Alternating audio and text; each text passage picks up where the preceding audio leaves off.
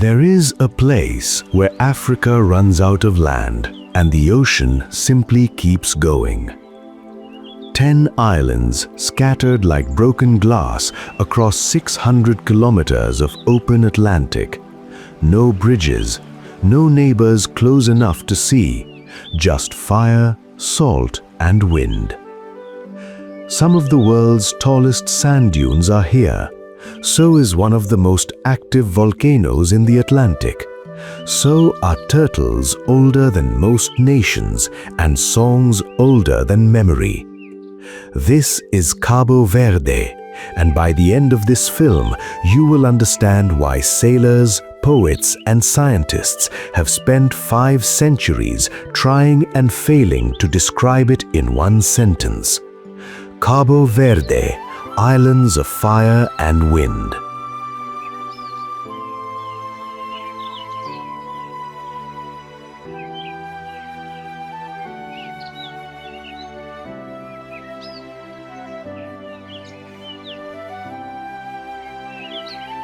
Where the islands came from.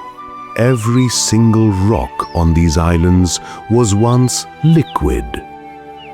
To understand Cabo Verde, you have to stop thinking of it as land at all and start thinking of it as a wound in the ocean floor that never quite healed.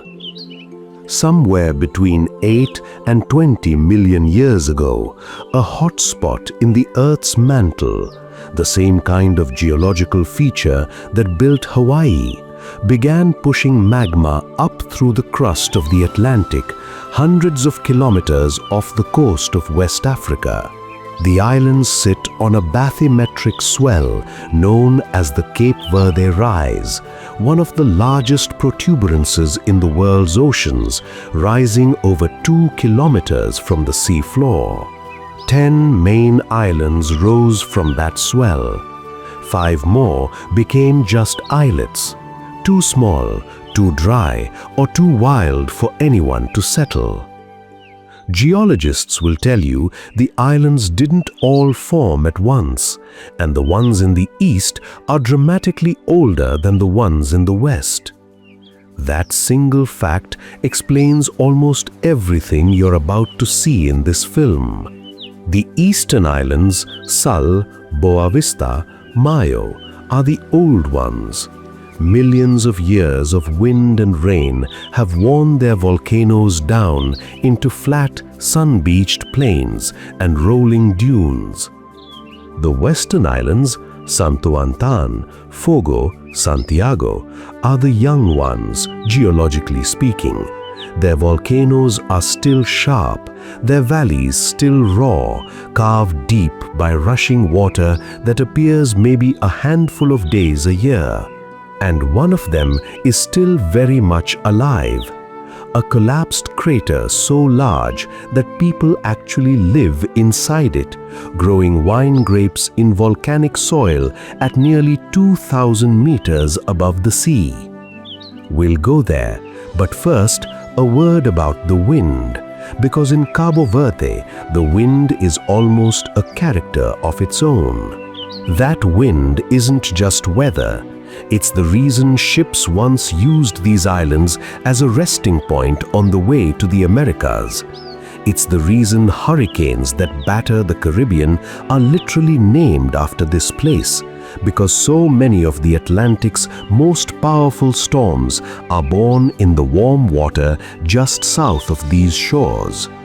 And it's the reason that even on the driest, most sunburned island in the chain, somewhere there is a hidden valley where the wind has been quietly building a forest for 1,000 years.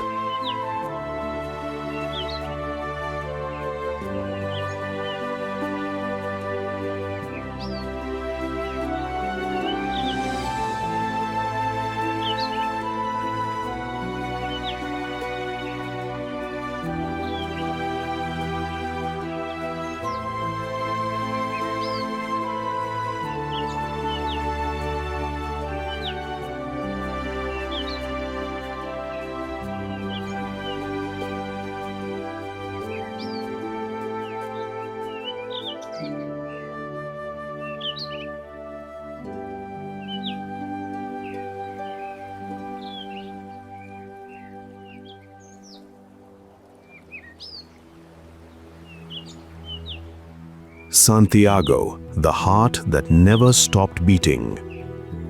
This is where Africa first met Europe on equal, uneasy ground, and neither side has forgotten it.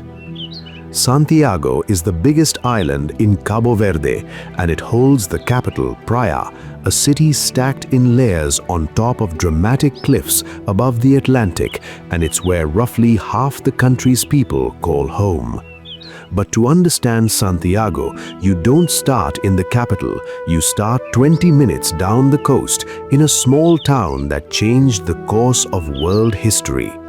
Ciudad Velha was founded in the 1960s. It was the first permanent European settlement built in the tropics anywhere in the world, older than anything the Portuguese, Spanish or English would later build in the Americas. Walk through its ruined streets today and you'll find a stone pillory still standing in the town square, a physical reminder that this quiet, sun-baked town was once one of the busiest and most brutal hubs of the transatlantic slave trade. This is not just a pretty ruin, it's one of the honest places in the world, a UNESCO World Heritage Site that doesn't try to hide what happened here. Locals will tell you the town holds its history the way volcanic rock holds heat, quietly, but it's always there if you put your hand on it. But drive 20 minutes inland and the whole mood of the island changes. Santiago's interior looks nothing like its coastline. Up in the mountains around places like Serra Malagueta and the lush valley of the Asomada region, the land turns a deep, surprising green. On Santiago, terraced plantations of sugarcane and bananas grow at the base of towering mountain ranges. Farmers here have worked the same steep terraces for generations, coaxing crops out of volcanic soil using little more than hand tools and an intimate knowledge of where the clouds decide to rain. At dawn, mist rolls down these slopes like a slow tide, and for an hour or two, this arid island looks almost like a rainforest. Then the sun burns it off and Santiago goes back to being what it mostly is, dry, dramatic, and unmistakably African in its rhythm. And on the northern tip of the island, there's a beach with a memory it can't quite let go of. Tarrafal has one of the most beautiful beaches in Cabo Verde, calm, palm-fringed, postcard perfect, and directly above it sits a former political prison once used to hold opponents of colonial rule. Locals sometimes call it the Camp of Slow Death. Today it's a museum, and the contrast is deliberate. Paradise and pain sitting on the same hillside, forcing you to hold both truths at once. That's Santiago in a single afternoon, a capital city on the edge of a cliff, a ruined town that remembers everything, green mountains that appear out of nowhere, and a beach that asks you to enjoy the sun without forgetting what came before it.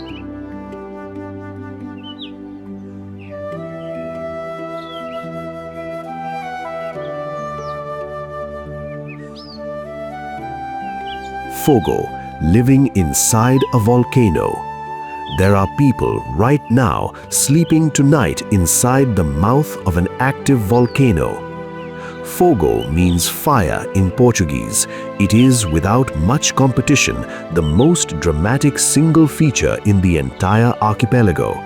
Its active volcano rises 9,281 feet, 2,829 meters into the sky, making it the highest point in the whole country. The mountain last erupted in 2014, sending lava rolling directly through the village of Chá das Caldeiras, the community living inside the volcanic caldera. Houses were destroyed, and then, in the way that only happens in Cabo Verde, people rebuilt on the same ground, because the same volcanic soil that can destroy your home in an afternoon is also the reason your wine grapes taste like nothing else on earth. This might be the strangest vineyard on the planet. Inside the caldera, at nearly 1700 meters above sea level, grape farmers grow grapes in pure volcanic ash. There's barely any rainfall. The vines are pruned low and gnarled, clinging to the ground like they're bracing for the next eruption. And yet the wine that comes out of this place, dark, mineral, faintly smoky, has become one of Cabo Verde's proudest exports. Standing inside that caldera, looking up at the cone that in theory could erupt again at any time, you start to understand something about the Cape Verdean spirit. This isn't recklessness, it's a very old, very practical relationship with risk, the same relationship people everywhere have had with rivers that flood, or coastlines that flood, or soil that occasionally swallows a season's harvest. You don't fight the volcano, you farm around it, and you keep half an eye on the sky. And if you're brave enough, you can climb straight to the crater's edge. The hike to the summit of Pico de Fogo is one of the toughest and most rewarded treks in West Africa. Climbers start in darkness, working up loose volcanic scree by headlamp, and arrive at the rim just as the sun breaks over the Atlantic. From up there, you can see clear across to the neighboring island of Brava, floating in the haze like a green smudge on the horizon. Few places on Earth let you stand on the rim of an active volcano and look down at people's homes, their vineyards, their goats, all thriving in what should be, by any reasonable logic, an uninhabitable place. Fogo doesn't just show you geology, it shows you stubbornness, and it shows you why that stubbornness is quietly one of the most beautiful things about this country.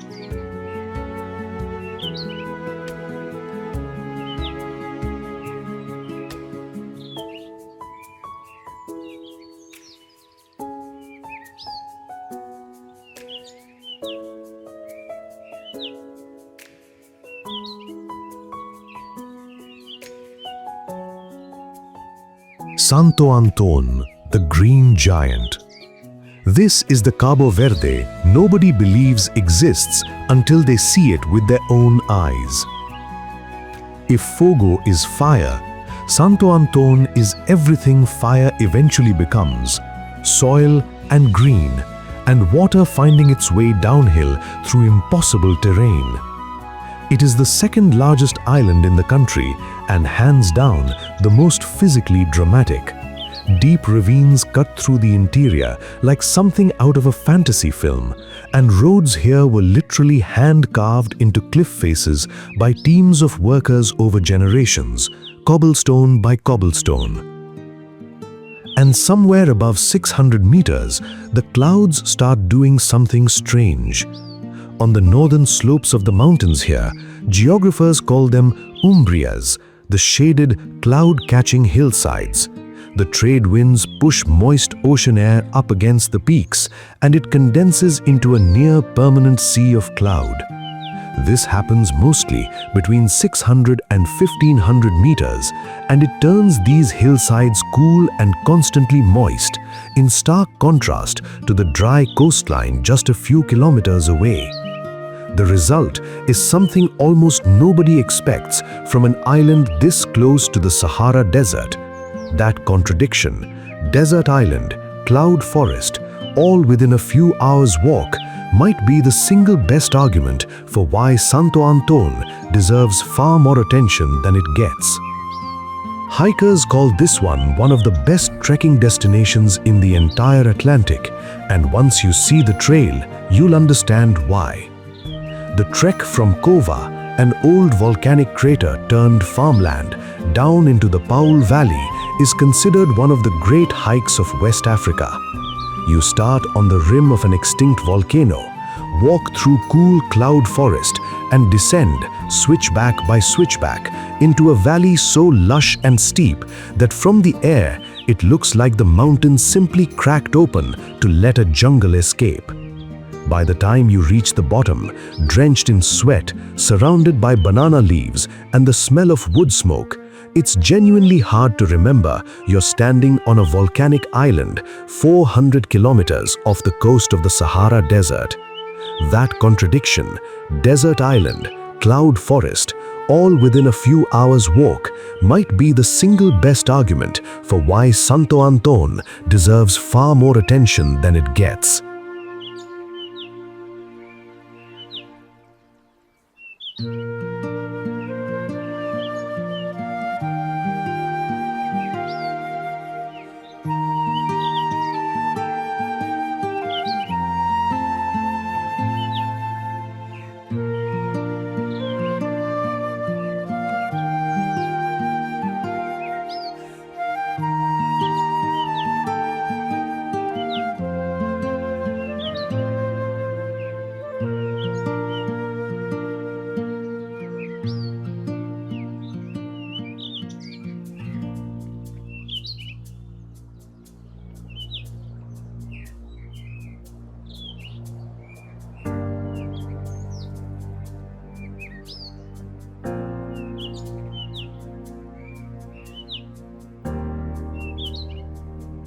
São Vicente, the soul of Cape Verdean music. If these islands have a heartbeat, you can hear it every night in this one harbor town. São Vicente is a dry, relatively flat island, and on paper, it shouldn't be the cultural capital of the country. But its city, Mindelo, built around one of the best natural harbors in the Atlantic, has been a crossroads for sailors, traders and musicians for well over a century. And that constant flow of outside influence, European, African, Brazilian, American, shaped something unmistakable: morna. Morna is a slow, aching style of music, often compared to Portuguese fado or the blues. Its music built entirely around the Cape Verdean concept of saudade, a longing so specific to this culture that the word barely translates. It's the ache of missing home while you're still standing in it, because you know statistically that someone in your family already left. This is a nation where more people of Cape Verdean descent live abroad than actually live on the islands, and morna is the sound of that gap. The most famous voice to ever sing it, Cesária Évora, grew up here in Mindelo, singing barefoot in bars for sailors before eventually carrying this music to concert halls across the world. Locals still call her the Barefoot Diva. And in Mindelo, you can visit the small, unglamorous bars where she got her start, places that still fill up most nights with live music, cheap grog, and people who take singing very, very seriously. And once a year, this quiet island completely loses its mind.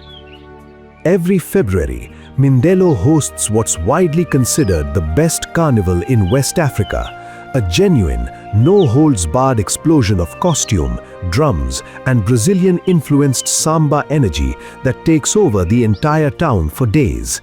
It's proof that this small, dry island, with barely any farmland to speak of, built its identity not around agriculture or industry, but around sound. São Vicente doesn't have Santo Antão's forests or Fogo's fire. What it has is a harbor full of boats, a stage full of singers, and a whole country's worth of longing distilled into 3-minute songs.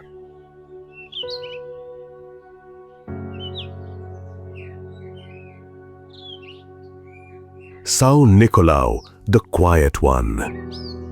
This is the island tourism forgot, and that might be exactly why you should go. São Nicolau doesn't have an international party scene, and it doesn't try to. It's rugged, mountainous and quiet, a place of small farming towns connected by winding roads that cling to cliff sides. The main town, Ribeira Brava, sits in a hidden valley, its pastel-colored church tower visible long before the town itself comes into view around a bend in the mountain. Up in the highlands, near the peak of Monte Gordo, you'll find something genuinely rare: dragon trees. This particular species, with its thick trunk and umbrella-shaped canopy, is unique to the island and grows almost nowhere else on Earth. These trees can live for centuries, and standing beneath one on a foggy ridge with clouds rolling past at eye level, it's easy to believe you've wandered into a much older, much stranger version of these islands. The version that existed before farmers, before sailors, before anyone thought to name any of this at all. São Nicolau also has one very specific claim to fame. It's the birthplace of Cabo Verde's national anthem and one of its most celebrated poets. And locals here will tell you with quiet pride that this small island has punched far above its weight in shaping the country's cultural identity, even while staying almost entirely off the map for everyone else.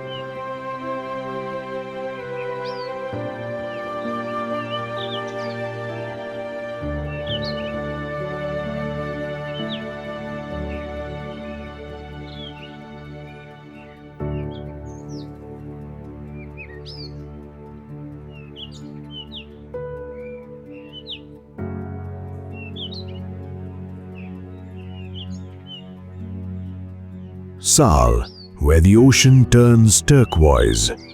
This is the island most people picture when they hear the words Cabo Verde, and it's the one that looks the least like the rest of the country.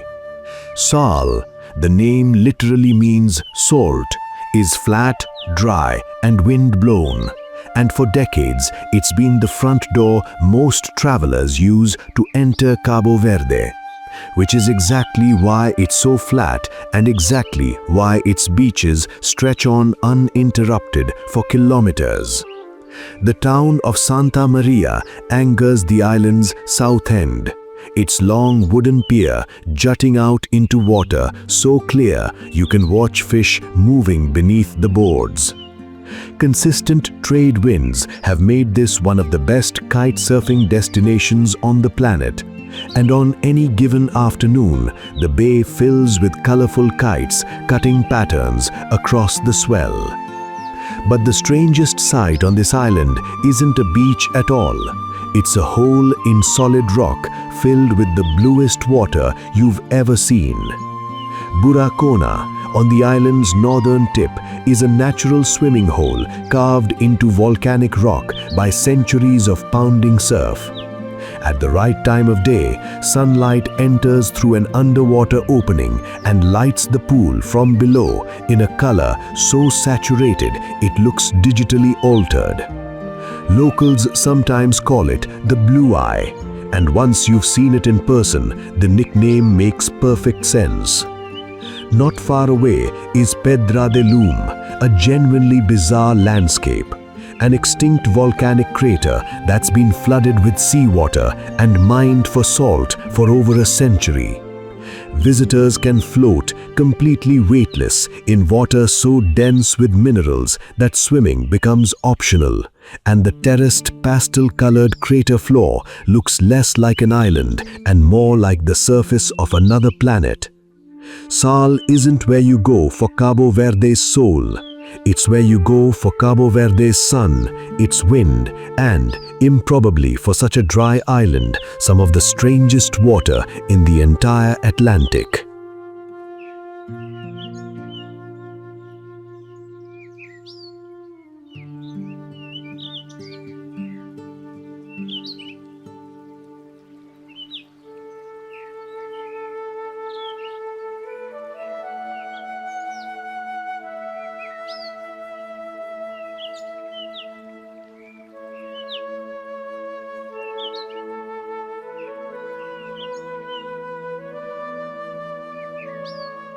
Boa Vista, the Sahara that washed out to sea. Somehow, an actual desert grew on an island in the middle of the ocean. Boa Vista's dunes are so large and so genuinely desert-like that locals half-jokingly call the island a piece of the Sahara that washed out to sea. Wandering dunes stretch across parts of the island, some of them slowly migrating inland year by year, driven by the same relentless trade winds that shape everything else here. Walking barefoot across them at sunset, watching your own footprints already starting to blur behind you in the blowing sand, it's hard to believe the Atlantic Ocean is visible just past the next ridge. And every summer, this same beach becomes one of the most important nurseries on Earth. Boa Vista hosts one of the largest loggerhead sea turtle nesting populations anywhere in the world.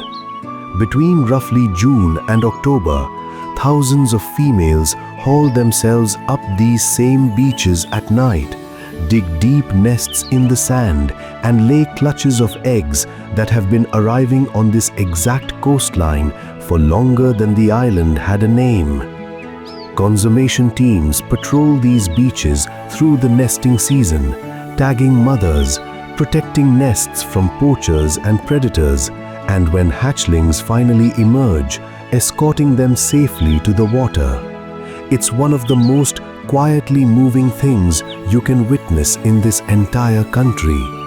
Dozens of tiny turtles, barely bigger than a coin, throwing themselves towards an ocean they've never seen, guided by nothing but moonlight and a few million years of instinct.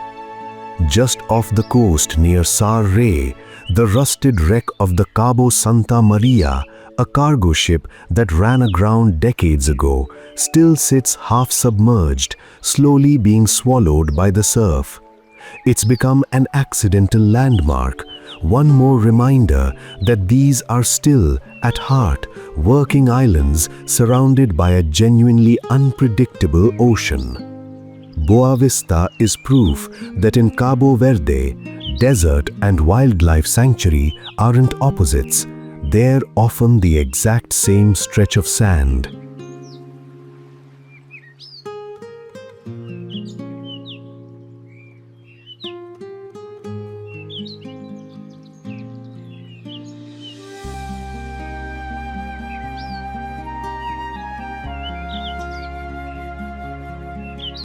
Mayo, the island that stayed small on purpose. This might be the last quiet beach left in the entire archipelago. Mayo rarely makes anyone's list, and that's precisely its appeal. This southern island has beautiful white beaches, but almost none of the infrastructure that's transformed Sal and Boa Vista into resort destinations.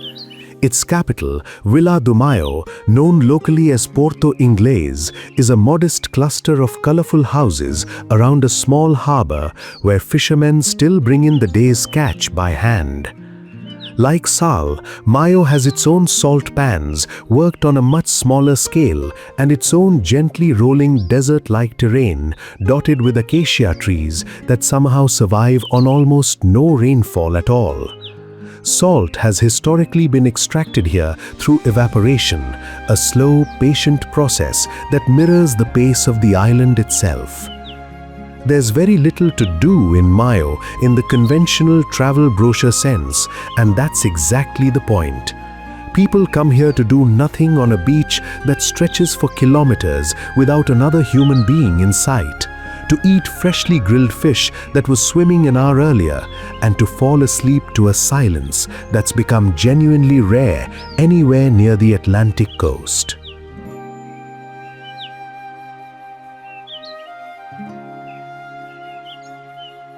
Brava, the Flower Island. The smallest inhabited island in the country might also be the prettiest. Brava, the name means wild or sometimes brave, is the smallest of Cabo Verde's inhabited islands, and locals affectionately call it the Ilha das Flores, the Island of Flowers. Its capital, Nova Sintra, sits high above the coast, cool and misty, its narrow streets lined with hibiscus, bougainvillea, and jacaranda that bloom in bursts of purple and red against whitewashed colonial buildings. Brava has no airport, and until recently, the only way to reach it was by boat across sometimes rough water from Fogo. A journey that, depending on the season, can feel less like a ferry ride and more like an initiation. That isolation has kept the island's pace almost impossibly slow. Farmers still work terraced hillside gardens by hand. Whales pass close to shore during migration season, visible from cliffside viewpoints without a boat at all. For a country that already moves at its own unhurried rhythm, Brava manages to be the slowest note in the entire song. Small, green, and quietly convinced that it doesn't need to prove anything to anyone.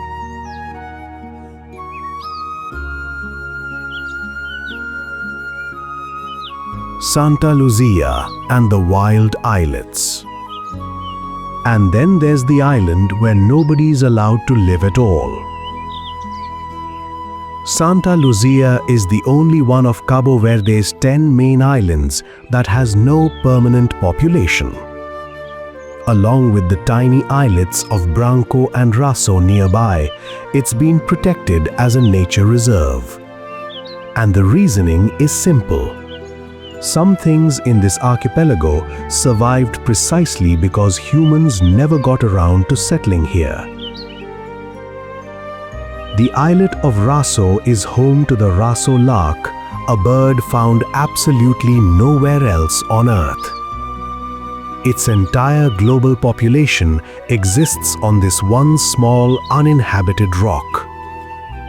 The wider reserve is also a critical breeding ground for species like the Cape Verde shearwater and Fia's petrel, seabirds that travel enormous distances across the open Atlantic and return year after year to this exact patch of cliff to raise their young. There's something quietly humbling about that. An entire species, an entire evolutionary story balanced on an island most maps barely bother to label. It's a reminder that Cabo Verde isn't only what you can visit. Some of its most important places exist specifically because people agreed deliberately to stay away.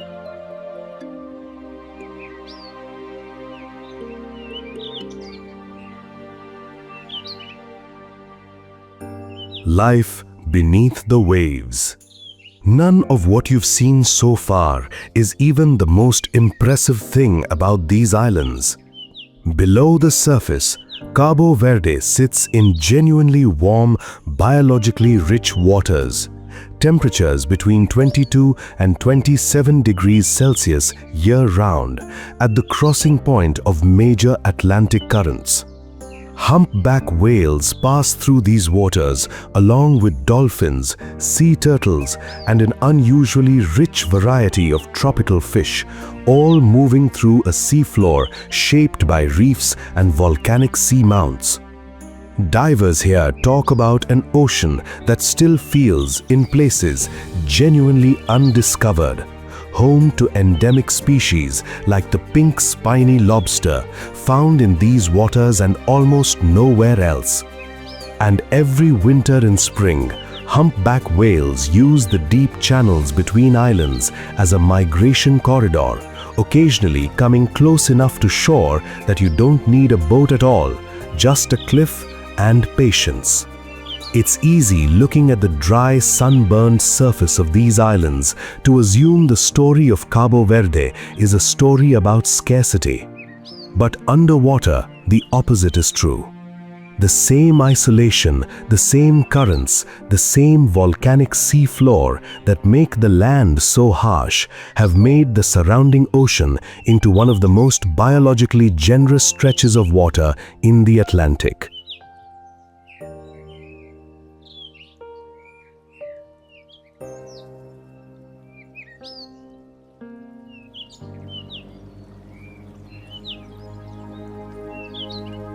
What holds it all together? After everything, the volcanoes, the deserts, the cloud forests, Here's the one thing every single island shares. Every island in this archipelago is technically part of the same tiny country. But they don't feel like one place. They feel like 10 cousins who grew up in wildly different households and somehow still show up for the same family dinner. What ties them together isn't geography.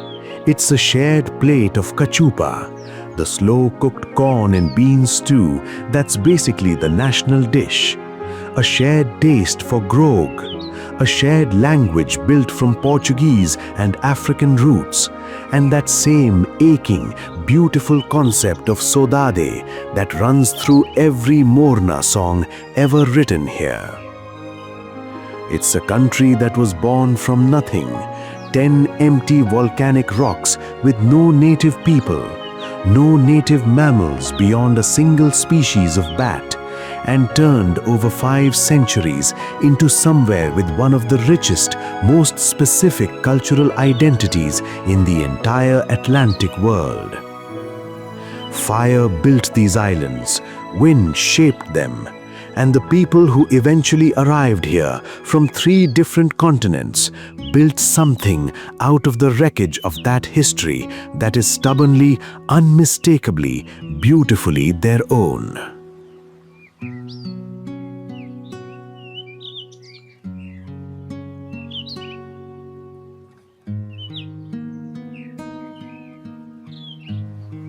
"10 islands, 1 ocean, and somehow still so much left undiscovered." Cabo Verde. Come see it before everyone else does.